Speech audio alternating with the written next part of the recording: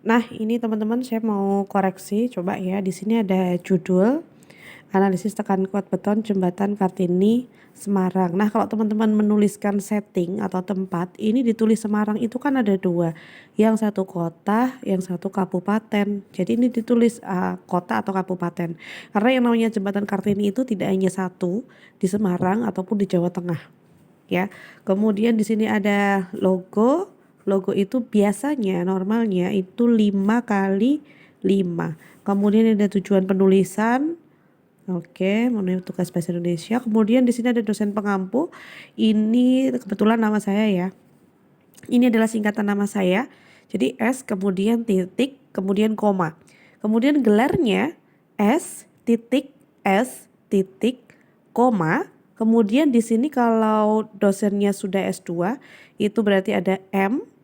Ini saya mencontohkan gelar saya ya. Titik kemudian ini di sini titik kemudian humaniora. Ya, jadi hanya huruf kapital O kemudian M kemudian di sini titik. Sama halnya ketika di sini nanti di depan pakai profesor berarti PROF titik. Ya, jangan lupa ada tanda titik. Kemudian pergantian gelar atau nama jangan lupa diberi tanda koma. Oke. Kemudian ini identitas penulis. Kemudian di sini ada identitas kampus. Namanya identitas kampus. Ini betul. Nah, biasanya teman-teman yang kelirunya ada di sini. Ya, penulisannya D3 atau D.3 atau diploma kemudian dia pakainya angka Romawi ya. Padahal yang betul penulisannya adalah seperti ini. D kapital strip 3. Kemudian di sini ada jurusan, kemudian di sini ada universitas, kemudian tahun terbitnya, bukan tahun dibuat ya.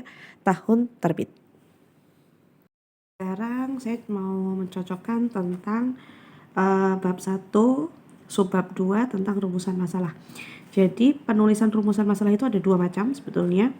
Yang pertama dengan menggunakan kalimat tanya yang diakhiri dengan tanda tanya, dan yang kedua dia menggunakan parafrase. Jadi langsung menjelaskan tentang masalah apa yang ingin dia rumuskan dengan menggunakan paragraf 1 dan paragraf 2. Nah, ini menyesuaikan dengan kaidah selingkung masing-masing ya teman-teman. Jadi kalau di sini kita menggunakan kalimat tanya, ya di sini ada kalimat tanya, berarti penulisannya adalah seperti ini. Jadi 1 titik 2 titik, ini pembacaannya adalah bab 1 subbab 2 rumusan masalah. Kemudian kalimat pembukanya di sini ada berdasarkan pembahasan di atas adalah merujuk tentang latar belakang. Penulisan di atas ini dipisah ya karena dia menunjukkan tempat. Ya, berdasarkan pembahasan di atas, koma, ini nulisnya didapat rumusan sebagai berikut, atau berdasarkan pembahasan di atas terdapat, jadi misal di sini ada terdapat berapa nih yang akan Anda rumuskan. Misal di sini tertulis 4. Terdapat 4 rumusan masalah. Kemudian koma yaitu sebagai berikut, kemudian titik 2 karena dia di sini merincikan sesuatu. Merincikan sesuatu tandanya adalah ada 1 2 3 4. Kemudian diakhiri dengan tanda tanya. Ini ada tanda tanya, tanda tanya, tanda tanya, tanda tanya. Nah, itu cara penulisan rumusan masalah dengan menggunakan kalimat tanya. Kemudian yang perlu diperhatikan adalah di depannya sini. Ya, kalau yang namanya kalimat tanya berarti depannya menggunakan kata tanya. Ada apa, ada berapa, kemudian nah ini nih. Apa jangan diletakkan di tengah kalimat ya. Yang namanya kata tanya berarti letaknya ada di awal kalimat. Faktor apa saja yang mempengaruhi ketahanan jembatan? Nah, apakah faktor-faktor yang ini diganti nih.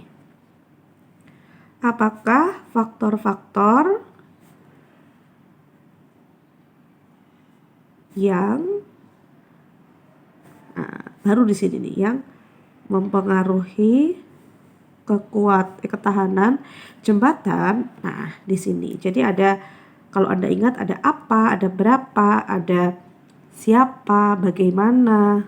Nah, itu adalah contoh-contoh dari kata tanya. Biasanya kalau di dalam rumusan masalah itu ada apa, kemudian bagaimana. Jadi menjawab tentang sebuah proses, ya, proses dari rumusan masalah nih, ya. Ini adalah salah satu contoh penulisan rumusan masalah dengan menggunakan kalimat tanya, ya. Harus ada kalimat pembukanya.